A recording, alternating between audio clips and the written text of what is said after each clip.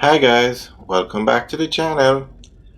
Today we're going to be driving through Iron Shore, and Iron Shore is one of the top neighborhoods in St. James, Jamaica. It's actually in Montego Bay, or just on the outskirts of Montego Bay. Now, Iron Shore, as you can see, has some very nice homes, some large homes.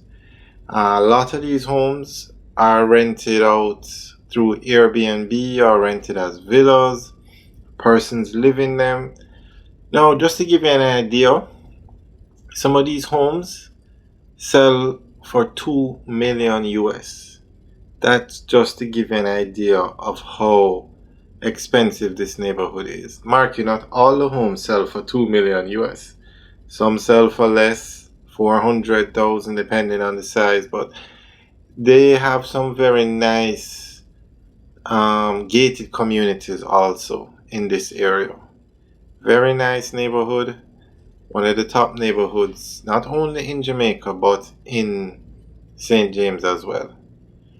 And as you can see, it's well maintained. Alright guys, so enjoy the tour as we drive through this area, Iron Shore in Montego Bay.